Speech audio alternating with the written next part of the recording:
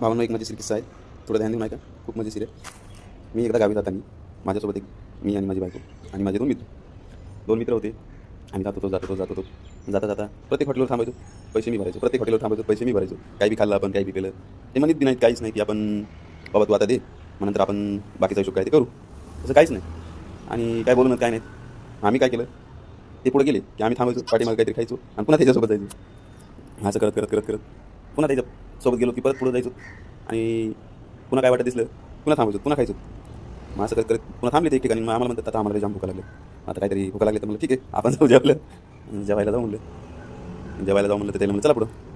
पुढं चला म्हणलं तर ते निघाली पुढं. पुढं निघाली, मग आम्ही जेवलो मागं. आणि मग पुढं त्यांच्याबरोबर जाऊन म्हणलं चला आता थांबू इथं हॉटेलवर थांबलो. हॉटेलवर थांबल्याच्यानंतर त्यांना आपले पावडे खाऊ घातले. दोन म्हणलं खा, किती खातात तर किती तुम्ही पैसे देणार काय नाही. नुसते पावडे खा म्हणलं, 2 खा, 4 खा, 6 खा, 8 खा, काय प्रॉब्लेम नाही म्हणून. हे अशी किस्सा आहे. हे हरामखोर मित्र चालली, कधी सुधारणार नाहीत आपली.